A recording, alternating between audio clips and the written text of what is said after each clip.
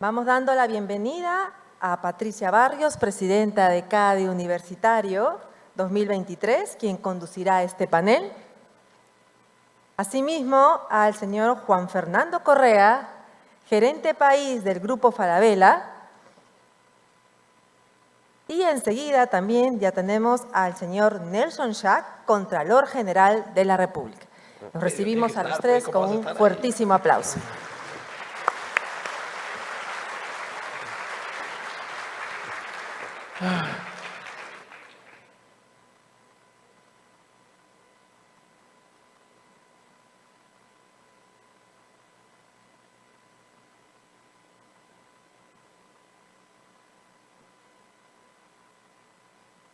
Buenas tardes, ¿me escuchan? Sí. Bueno, vamos a dar inicio al segundo panel de hoy. Tenemos a dos grandes invitados, dos personas que tienen no solo ideas muy importantes que compartir, sino además una experiencia de vida muy significativa. Vamos a hablar de un tema fundamental. Cuando hablamos de fortalecer la democracia, sobre todo hablamos de cómo es que la ciudadanía puede ejercer un rol fundamental, fuerte, valiente, de involucrarse para fortalecer las instituciones y el Estado. Vamos a iniciar pensando un poco, de acuerdo al Foro Económico Mundial, la competitividad es la capacidad que tiene un país para ofrecer y crear bienestar para sus ciudadanos. Como hemos visto, y ya en exposiciones anteriores, por ejemplo, David Tuesta mencionó que de acuerdo al índice de competitividad global, el Perú está a media tabla, ¿no? Sin embargo, si hacemos un zoom in, nos damos cuenta que el Perú está a media tabla básicamente porque hemos tenido una buena gestión macroeconómica y de disciplina fiscal. Sin embargo, nos vamos a dar cuenta que cuando vemos elementos de bienestar social y elementos de fortalecimiento institucional, estamos al final de la tabla. Como hemos venido comentando a lo largo del día, el tema político es un tema muy fundamental como para ser dejado o para ser un tema solo de políticos. El tema público nos incumbe y nos compromete a todos los ciudadanos. Para entender de qué manera podemos acompañar el mejor funcionamiento del Estado y participación ciudadana, es necesario entender cómo funciona. Sabemos que la ejecución presupuestal decrece a pesar de que el presupuesto público se sigue incrementando año a año. Así que para iniciar con el bloque 1 vamos a dar paso a nuestro Contralor General de la República, Nelson Schack. Muchas gracias, Patricia. Bueno, si me permiten voy a mejor hablarles de pie, ¿no? Porque no los veo bien, porque soy chato. Entonces, a ver, en primer lugar quiero saludarlos y felicitarlos por estar aquí. No solamente porque, como bien ya se ha mencionado, ustedes han sido los mejores y seleccionados para estar en este evento tan importante, sino porque ya su presencia denota dos cosas que son realmente trascendentes, ¿no?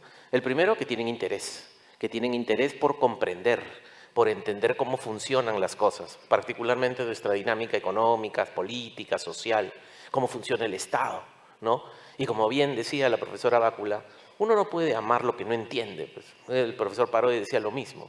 Y creo que ese es un mensaje muy importante, ¿no? Amar al Perú significa comprenderlo, significa entender cómo funciona, cuáles son sus problemas y comprometerse, que es la otra razón que ustedes denotan estando aquí, que han tomado el compromiso de al menos decidir por hacer algo, ¿no? Por comprometerse en todas las reformas que se necesitan hacer en el Perú. Porque cuando hablamos del Perú, pues el Perú no es solamente el Estado, no es la sociedad civil, es el sector público, es el sector privado. Pero al final todos estamos en este barco. Y si no hacemos las buenas personas, que son muchas, siempre a mí me dicen, no, es que el Estado está plagado de corruptos. Es cierto, hay miles de funcionarios públicos corruptos en el Estado. Hay decenas de miles de funcionarios públicos inútiles, incompetentes en el Estado. Pero también hay que reconocer que hay cientos de miles de funcionarios públicos honestos que se rompen el lomo trabajando y que gracias a ellos tenemos el Estado que tenemos. Imagínense si no tuviéramos a ellos. Pero entonces vale la pena tener presente que el Estado, como bien decía Patricia, es fundamental.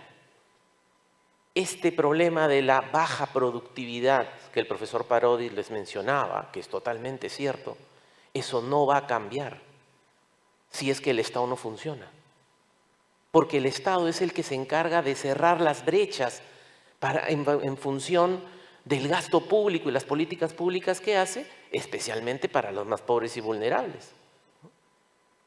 Lo que decía Patricia, la competitividad de una economía no está desligada de la competitividad del sector público. El sector público tiene que ser competitivo, tenemos que hacer las cosas bien, ¿no? Y en esa dinámica, mis colegas de la Contraloría han preparado una breve presentación que quería compartir con ustedes, ¿no? Sabían que cuando uno habla del Estado, ¿pero qué cosa es el Estado? ¿No? Los abogados, los ciudadanos hablan del Estado. Nosotros los fiscalistas hablamos del sector público consolidado. O sea, ¿qué cosa es el Estado? Es un conjunto de reglas con un conjunto de instituciones que tienen que hacer cumplir esas reglas. Empezando porque tienen que dar el ejemplo y cumplirlas ellas. Y esas instituciones son 3.200 instituciones públicas. O sea, cuando dicen, ¿y cuántas instituciones hay en el Estado peruano? Bueno, depende, pues. Si uno piensa en un hospital público, es una entidad estatal, no me van a decir que es una institución privada. Bueno, ahí nomás ya tienen como 9.000, ¿no? Una comisaría, a nadie se le va a ocurrir que es una institución privada, o una institución de la sociedad civil, no, es pública. Bueno, ahí nomás tienen como 1.300. Y todos los municipios, como 1.890. Y todos los gobiernos regionales, ¿no? Y los colegios. Si creen que un colegio estatal es público o privado, ¿qué es? Público, pues. Ya, bueno, entonces ya tienen como 100.000 entidades. Pero todas esas entidades es donde se produce, se provee el bien o el servicio público. Esos no manejan plata. ¿Cómo que no manejan plata, Contralor? No, no manejan plata pública. La plata pública se maneja en 3.200 entidades públicas. El año pasado, esas 3.200 entidades públicas, para que tengan una idea de la dimensión, de la importancia del Estado en la operación de la economía incluso, gastaron 306.000 millones de soles. Eso equivale a la tercera parte del Producto Bruto Interno, de todo el Producto Bruto Interno del que Carlos les estaba hablando y que también ha sido referido por David, ¿no? En la práctica, el Estado es todo, pero el sector público consolidado se separa. Hay unas entidades cuyo negocio es rentabilizar plata, es manejar la plata. Es por eso que tienes el sector financiero, público, ¿no? Ahí están el Banco de la Nación, el Banco Central, Agrobanco. Contralor, ahí dice, el Banco de Crédito. No, pero el Banco de Crédito no está, pues, porque el Banco de Crédito es privado. Pues. Estamos hablando del sector público. Pero hay otra parte que es el sector público no financiero, donde está el gobierno, donde están las empresas públicas. Y de eso, debajo de eso, está el famoso gobierno nacional, regional y local. Y ese gobierno, esos gobiernos, ¿no?, concentran a más de 1.3 millones de seres humanos que trabajamos ahí. Y como les digo, que hay corruptos y hay incompetentes, sí, debemos extirparlos del Estado, pero es que son poquitos. A pesar de que son miles, pero son pocos, en comparación con casi 1.4 millones de personas que trabajamos en el Estado. Y que la gran mayoría quiere a su país, porque lo comprende, pero no siempre tienen las competencias, ¿no? Quizá los dos problemas, o los tres problemas más importantes que tiene el Estado ahora es, por un lado, la corrupción, que ha penetrado desde el vértice del poder político. O sea, cuando en Perú hablamos de corrupción, no estamos hablando de casos de corrupción aislados, no. En una organización, que normalmente es piramidal, la corrupción está abajo. Sí, pero en el caso de nuestro país ya eso ya pasó. Ya no es una corrupción que va de abajo hacia arriba, sino de arriba hacia abajo. Porque hasta que no resolvamos la reforma política y transparentemos el financiamiento de las campañas electorales, tenemos un problema muy serio. Que nuestras autoridades políticas, a quienes los elegimos, quienes nos representan, ¿no?, ya llegan casi hipotecados, porque las campañas electorales cuestan muchísimo. ¿Y eso? ¿De dónde sale la plata? Sale la plata de la informalidad, de la minería ilegal, de la corrupción, del narcotráfico. Eso termina financiando muchas veces las campañas electorales de nuestras autoridades. Y claro, uno siempre dice, el pueblo tiene el gobierno que se merece. Es verdad. Nosotros escogemos a nuestras autoridades. Y está claro que nos paramos equivocando. Pero también es verdad que uno escoge de lo que hay.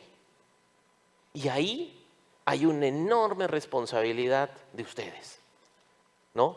De las nuevas generaciones, los jóvenes. Ustedes explican casi la cuarta parte de toda la población peruana. Así que en sus manos está ser parte de la solución a todos los problemas que tiene nuestro país. Y para eso, como bien se ha dicho, ¿no?, a lo largo de toda esta jornada de la tarde que hemos tenido junto con Juan la oportunidad de compartir con ustedes, ¿no? Porque a propósito, ¿no?, cuando conversábamos con Juan, decíamos, no, vamos a llegar un poco más temprano para ver qué cosa es lo que se están diciendo a todos estos muchachos. Y ves, todo lo que le están diciendo es cierto. Y es magnífico. De hecho, ¿no?, ese compromiso aquí de ustedes, ¿qué necesita el Perú en el Estado? Necesitamos buenos profesionales, íntegros, capaces. Y los hay, ustedes son eso, pero tienen que comprometerse. Y no digo que vayan a trabajar solamente en el Estado, ese compromiso por el Perú, por tener un Perú mejor, por un Perú donde vivir sea mucho más feliz para todos, de manera inclusiva, eso se puede hacer trabajando desde el sector público, desde el sector privado y desde la sociedad civil, pero con el mismo propósito. De hecho, les decía, miren, somos un Estado unitario y descentralizado. No somos en la vida real un Estado descentralizado. Muchas de las grandes decisiones se toman en Lima. Es más, desgraciadamente, ¿no?, quizá no es políticamente correcto que lo diga yo, pero si las cosas no pasan en Lima, a nadie le interesa. La agenda política, la agenda pública, donde se priorizan los problemas que el Estado trata de resolver, normalmente se sigue en Lima.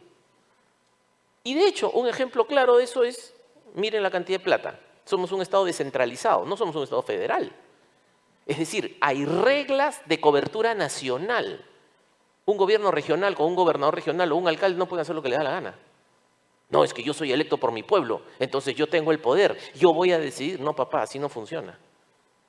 Tú no eres un Estado federal, hay un Estado unitario, hay reglas transversales para todo, que se aplican a todos.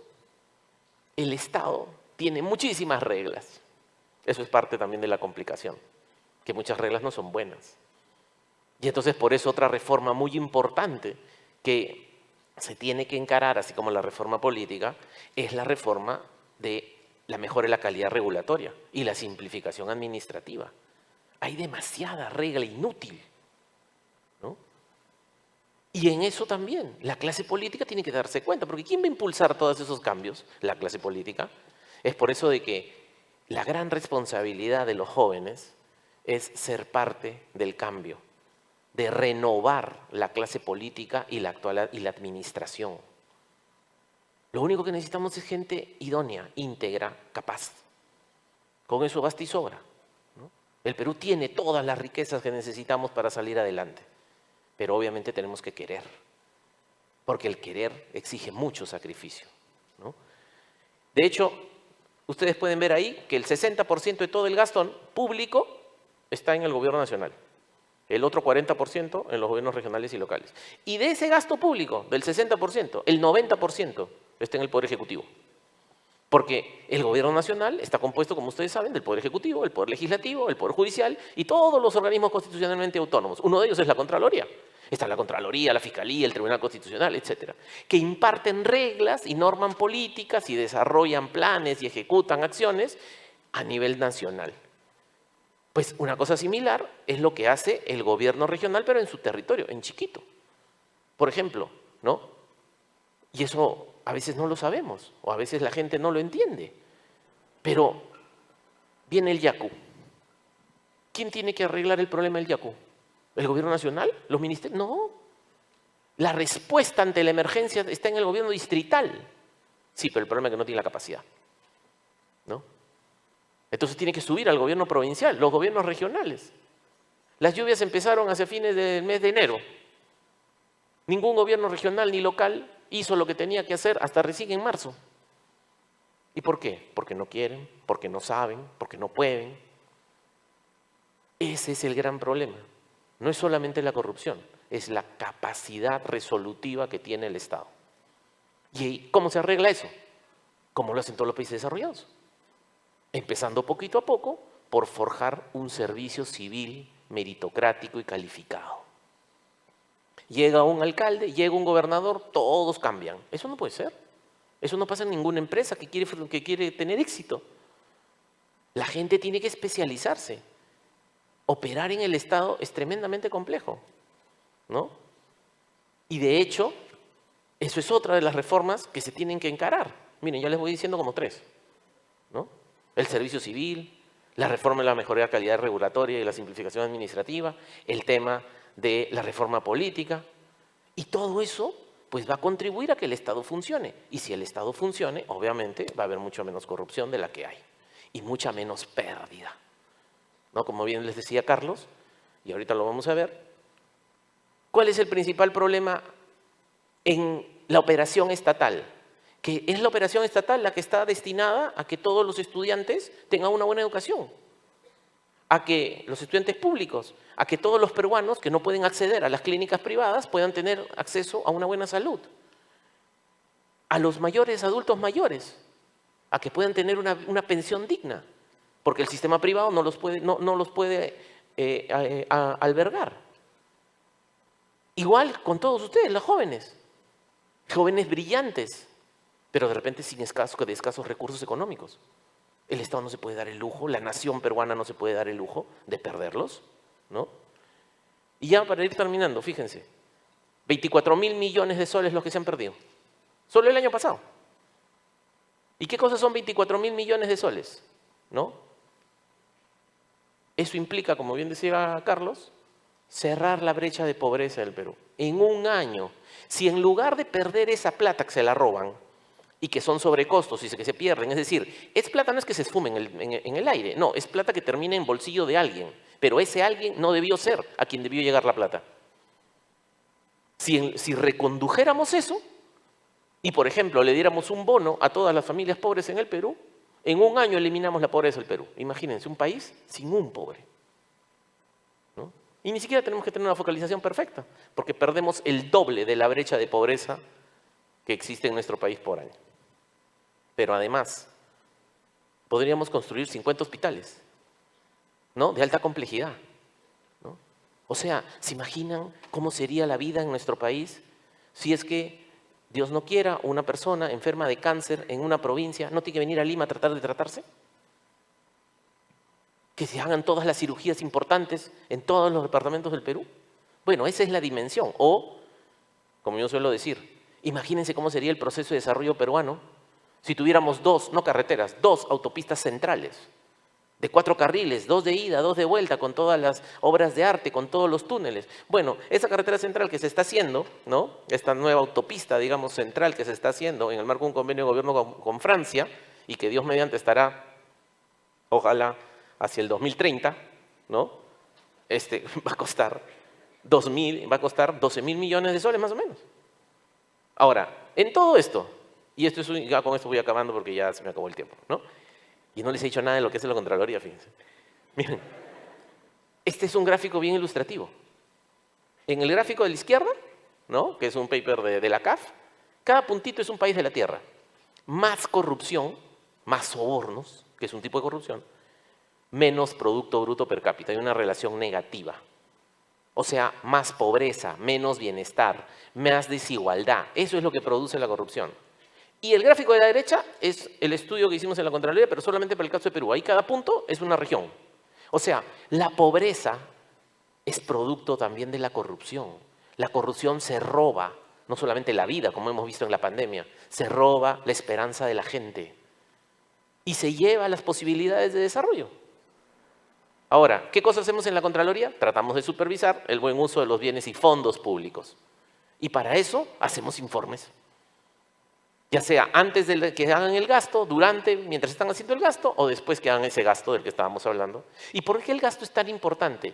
Sin un buen gasto público, sin esa respuesta a la pregunta de Carlos, si no usamos bien los recursos públicos, no hay posibilidad de goce real de derechos para todos los ciudadanos, no solo para jóvenes, para todos. Porque muchos de los derechos humanos y constitucionales que tenemos en nuestra Constitución y que son parte de la esencia de nuestra democracia, solo se pueden perfeccionar, realizar, si el Estado funciona. El Estado es el único que produce justicia, el Estado es el que da seguridad, el Estado es el que pone las carreteras, el Estado es el que da educación, el que da alimentación, sobre todo a los más pobres.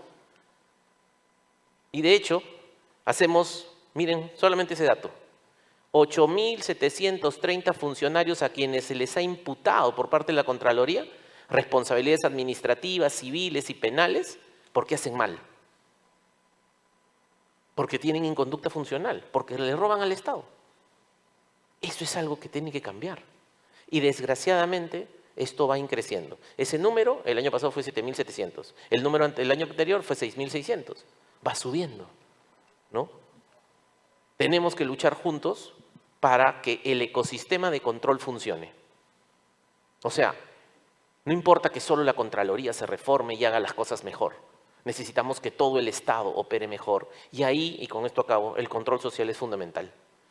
El control social es el mejor aliado del control gubernamental.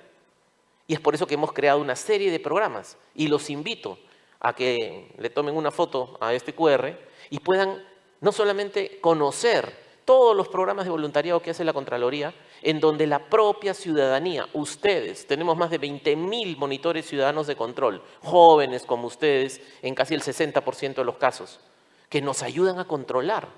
Porque cuando yo viajo a las provincias y tengo reuniones con la gente, con las autoridades, etcétera, me hacen las denuncias. Yo les digo, no hagas las denuncias, ven, chambea conmigo. Ayúdanos para poderte ayudar también. Porque la lucha contra la corrupción y la inconducta funcional y el hecho de que el Estado funcione es sin duda alguna una responsabilidad de todos. Muchas gracias.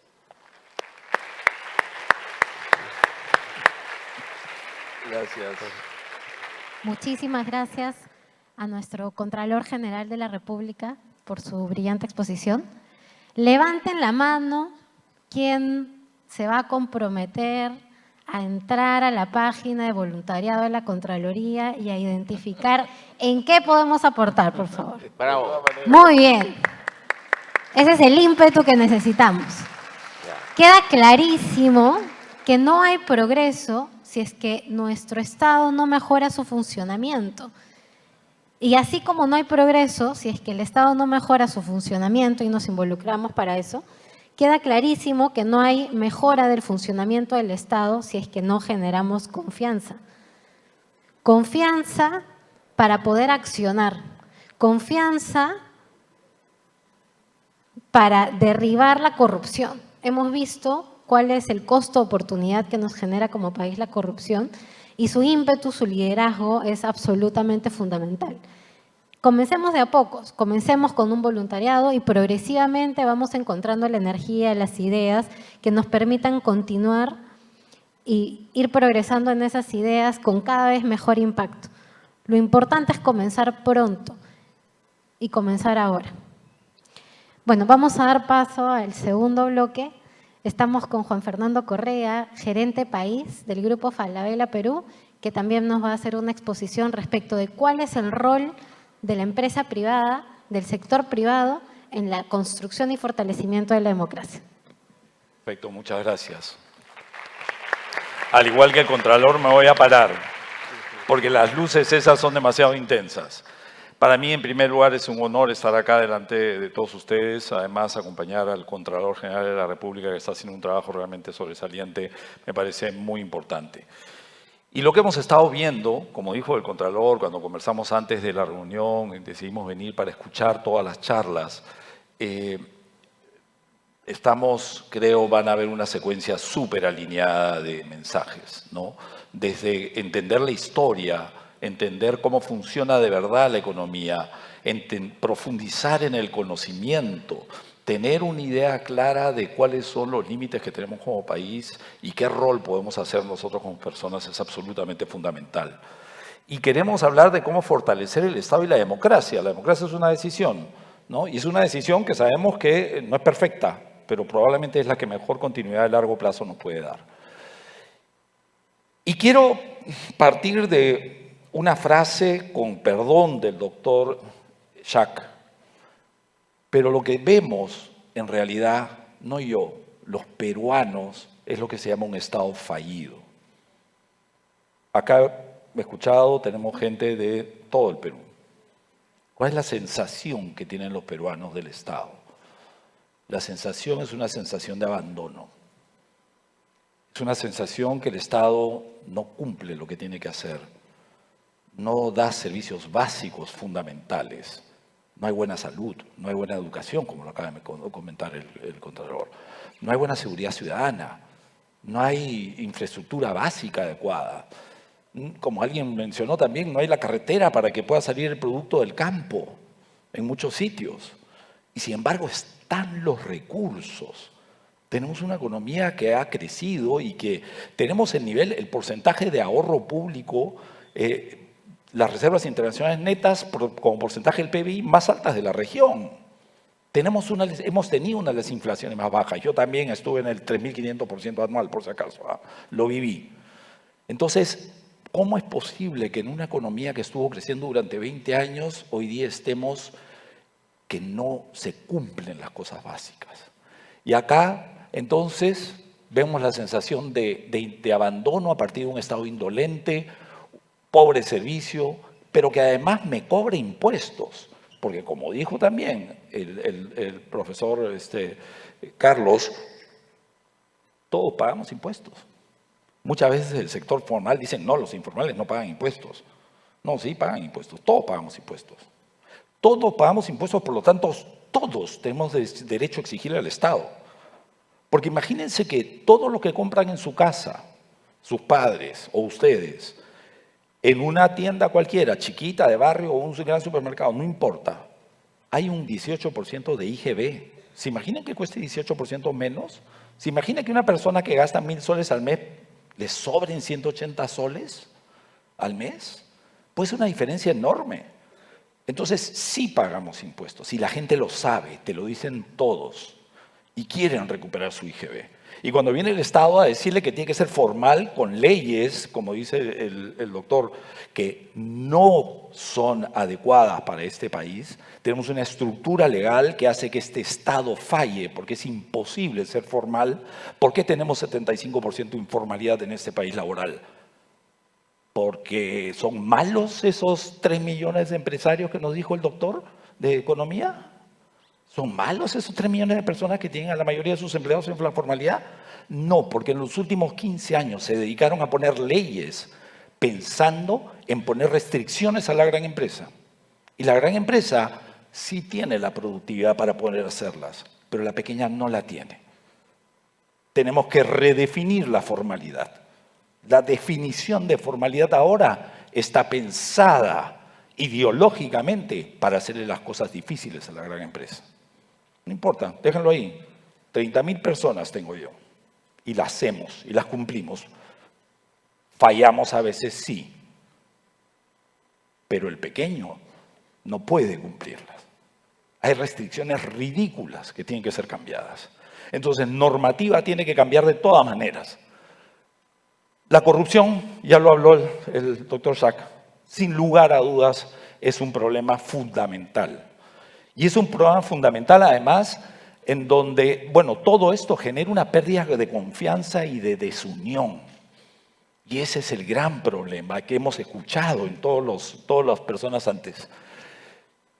Ahora, ¿cómo estamos hoy día? Comencemos por una mala imagen empresarial. Efectivamente, hay una mala imagen empresarial. Porque hubo empresas que fueron tremendamente corruptas y que ojalá que los metan a las cárceles a todos. No importa el apellido que tengan. Todos a la cárcel.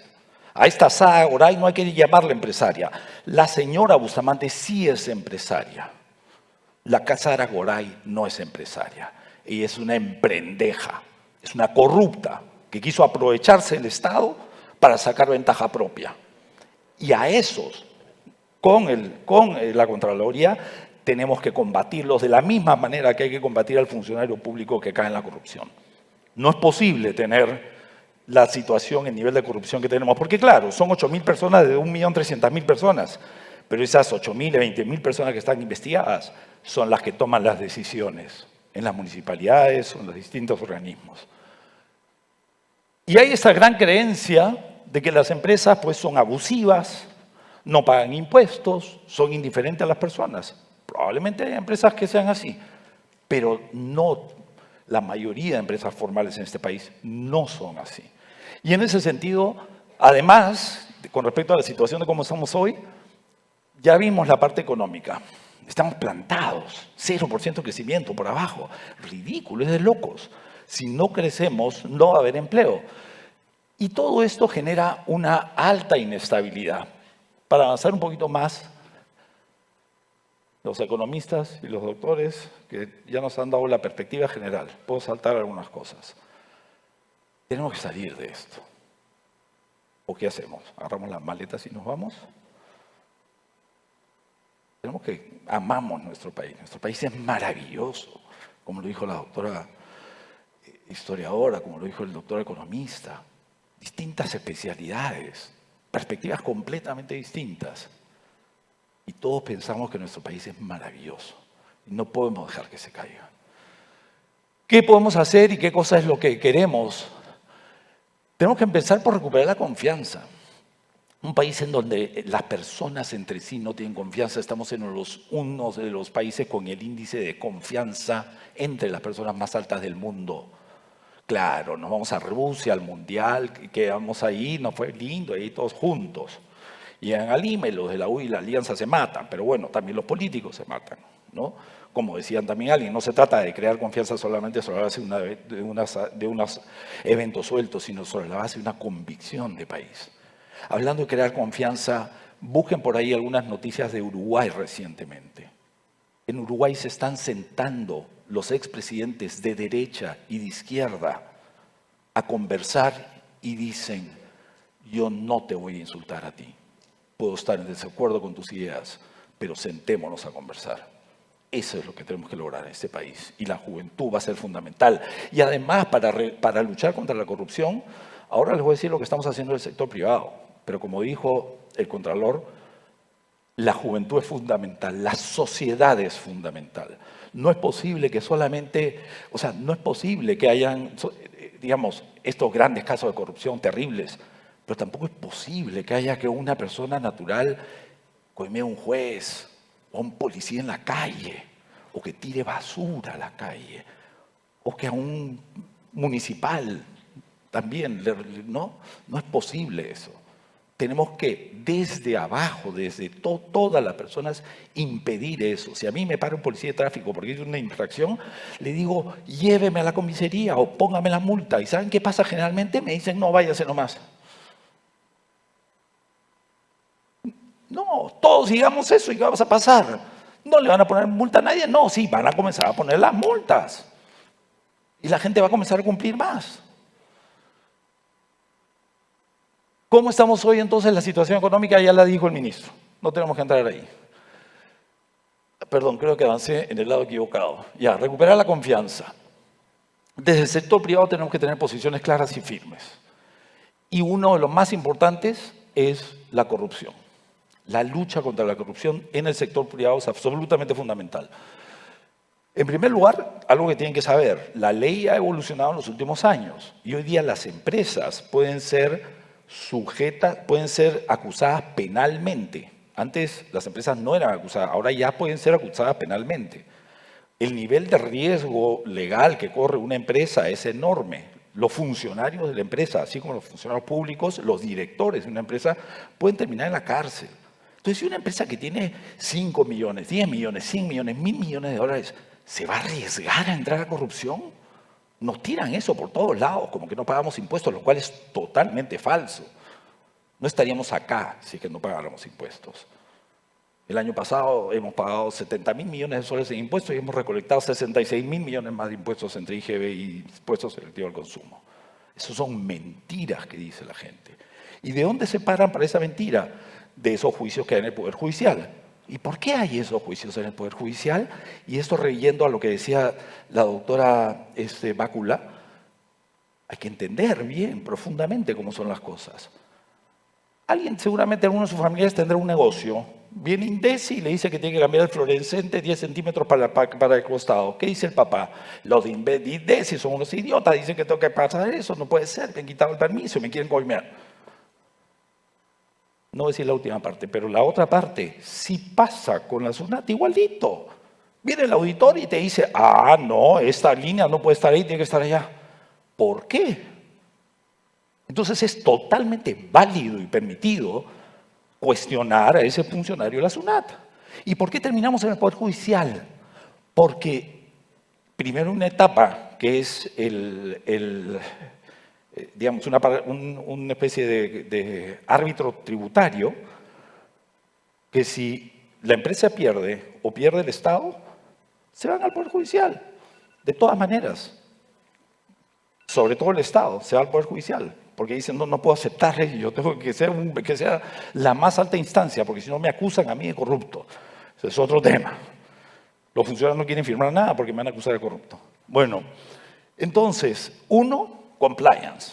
Todas las empresas grandes están cada vez más fuertes creando áreas de compliance para asegurarse que tienen métodos de cumplimiento de todas las normativas, cero corrupción, con certificaciones.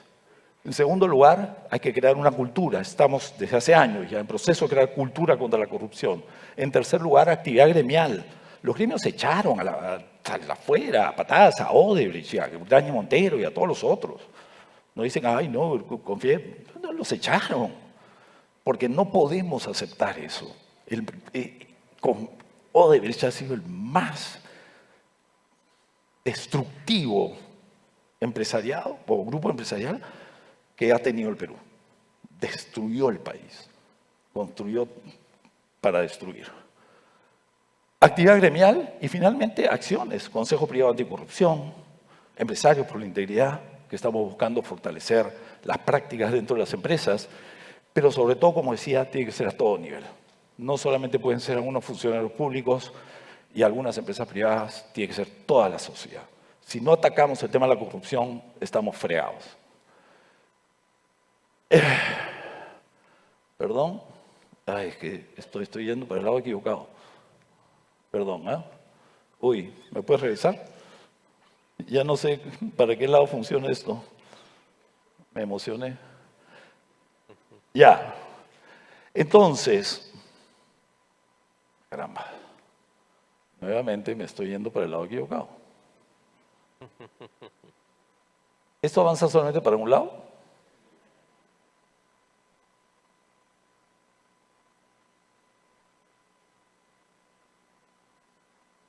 Disculpen, este aparato, claro, yo soy de la generación de los que no son tan tecnológicos, pues, ¿no? Bueno, entonces, ¿me lo pueden volver a poner, por favor? No sé por qué se me pasa esto. Bueno, voy a avanzar. Entonces, en primer lugar, el tema de la corrupción es fundamental para generar confianza. En segundo lugar, el segundo elemento para realmente construir un país estable es la generación de empleo. Y como mencionó Carlos y también David Tuesta, sin inversión no va a haber crecimiento. Sin crecimiento no hay empleo. Sin empleo no hay pobreza. La pobreza, ¿puedes revisar una, por favor? Porque la que está en rojo.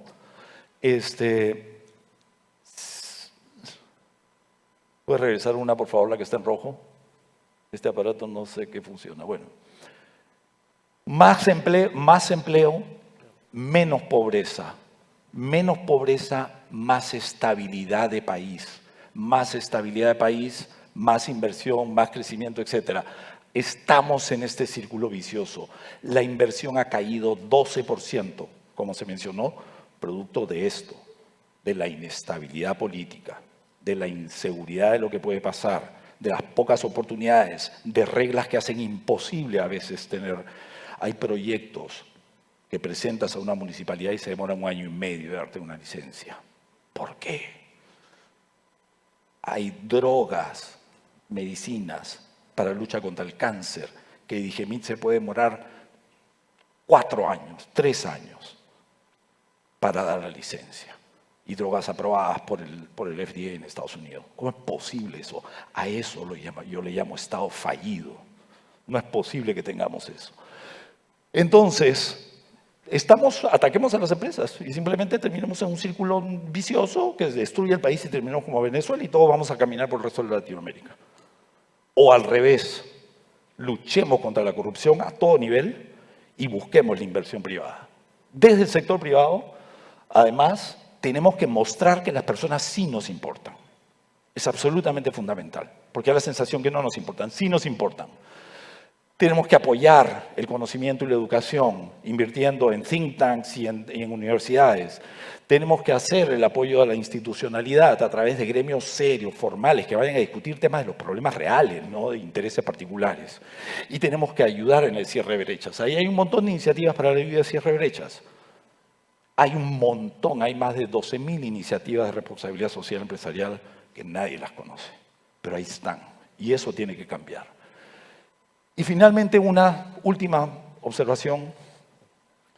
Vemos desde el sector privado, algunos, no todos, una solución muy potente para los problemas que hemos descrito. Se llama obras por impuestos.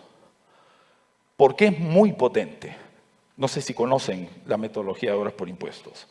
Es una metodología por la cual una obra, un proyecto que quiere hacer el Estado, ya sea una municipalidad o una municipalidad distrital, provincial, un regional o el gobierno central, no la hace por el método tradicional de obra pública, sino la contrata con una empresa. La empresa paga todo, hace todo, de acuerdo a reglas y criterios establecidos en ese proyecto. El proyecto está definido por el Estado. Y luego, la empresa ejecuta, construye, hace toda la inversión y después que tenga toda la inversión, recupera unos certificados con los cuales paga sus impuestos con esos certificados. En realidad, la mayoría de empresas te dice, es un problema meterse con el Estado y además prefiero pagar directo a tener esos papelitos y después que me lo den. En realidad, algo que tenemos que hacer en el sector privado es promover esto al máximo y que el Estado lo facilite. Señor Contralor, necesitamos impulsar obras por impuestos. Estamos haciendo 400 a 500 millones de soles al año en obras por impuestos. Podrían ser 20.000 millones de soles al año por impuestos. Hoy día el sector público en inversión ha dejado de invertir 16.000 millones de soles todos los años en los últimos 5 años. 16.000 millones de soles que los municipios, gobiernos regionales y Estado lo tenían presupuestado y no lo gastaron. Entonces, esta persona que se siente abandonada porque el Estado no está y la empresa es abusiva, ¿es resultado de qué? ¿De que la empresa no paga impuesto o que el impuesto que sí paga la empresa, el Estado no lo usa? Eso. Bueno, eso tiene que ser manejado de una manera con un cambio fuertísimo a todo nivel, desde abajo, desde la convicción de luchar contra la corrupción, de elegir bien a nuestras autoridades y de participar en política, como se ha dicho acá, y participar en política no solamente partidaria, es incluso el voluntariado, incluso la participación en sociedades o asociaciones, es participar en política porque es el orden de la sociedad. Y finalmente, en este estado de cosas, el tema de las obras por impuestos puede ayudar a hacer un impulso fuertísimo en un momento en donde la inversión privada está cayendo. Entonces hay fondos disponibles y hay talento disponible para invertirlo en activos que realmente ayuden a los peruanos. Bueno, sí podemos salir adelante, como dijo la señora Bustamante. Sí podemos buscar tener un país en el cual nos sintamos todos orgullosos de vivir, pero depende al final de cada uno de nosotros. Muchas gracias.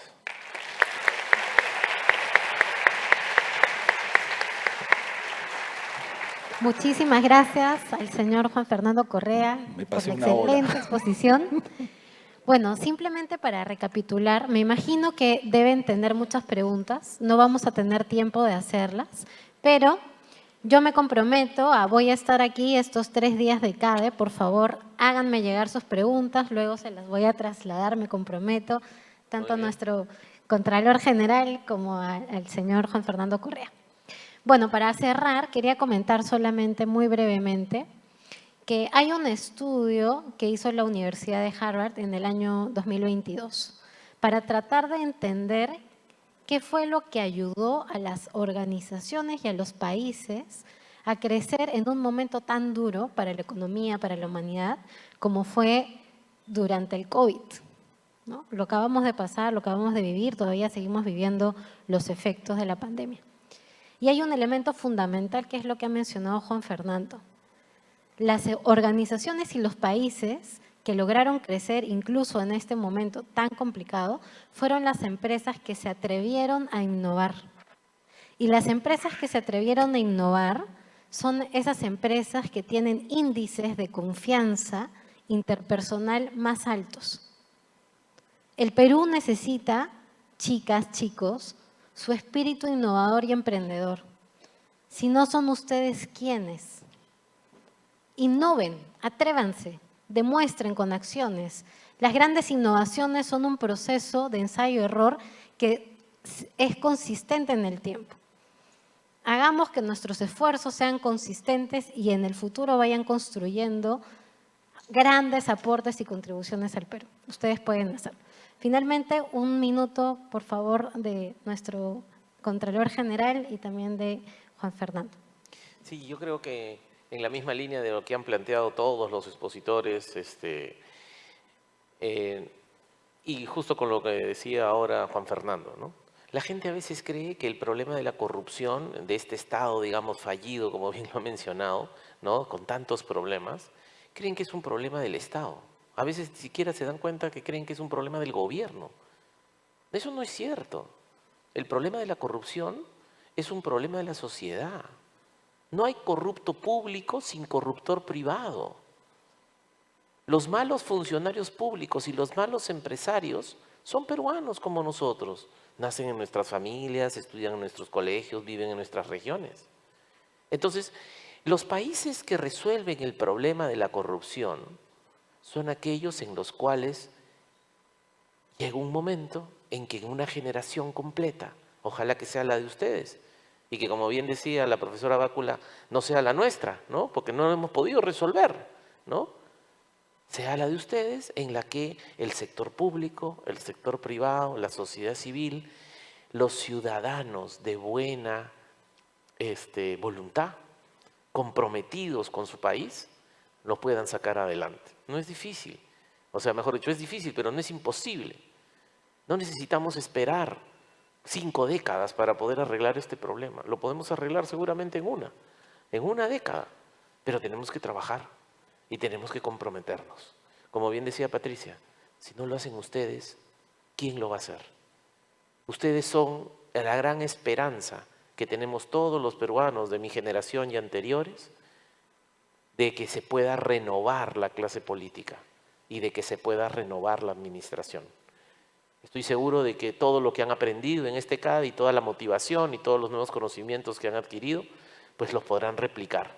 Y nuevamente, los invito a formar parte de los programas de voluntariado de la Contraloría. Hay mucho por controlar en el Estado. Hay muchos problemas de corrupción e inconducta funcional. No tenemos manos. No tengo los suficientes auditores para poder controlar todo lo que hay que controlar. Se hacen 45.000 obras en el Perú en un año, ¿no? Desde chiquitas hasta muy grandes. Se hacen 50.000 procesos de contratación de bienes y servicios. Todo eso es lo que termina gastando las cifras que estuvimos viendo del presupuesto. Y se pierde mucho.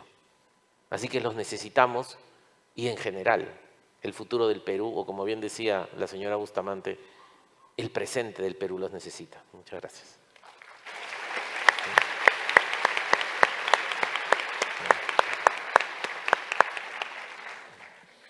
Bueno, muchas gracias a todos, muchas gracias, señor Contralor. La verdad es que es un honor para mí estar acá con usted y a todos ustedes también un honor estar acá con todo este set de cadeístas universitarios Les cuento que presido el CAE de este año, el CAE empresarial, y estamos muy motivados y muy emocionados de ir a Cusco.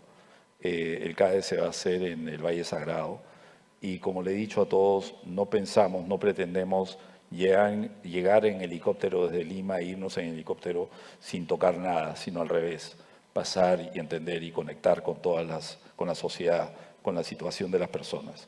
Porque creo que eso es algo que es absolutamente fundamental, asegurar que como sociedad tenemos una convicción de que todos, desde el punto de vista personal, empresarial, que tenemos que incentivar que todos hagamos cosas positivas y bien hechas y que busquemos eliminar esta situación tan compleja y tan terrible que es la corrupción. Pero aparte de eso, la actividad de cada uno de ustedes también es fundamental, el conocimiento. Y un mensaje final que yo les dejaría es: no crean todo lo que sale en las redes, no crean todo lo que les dice alguien. Hoy día, finalmente, pueden agarrar ChatGPT y ver si es que es verdad o no lo que les están diciendo. Entonces, usen la tecnología, ¿no? Y realmente, como dijo el profesor, corazón caliente, mente pensante, mente fría. Eso es absolutamente fundamental. Muchas gracias.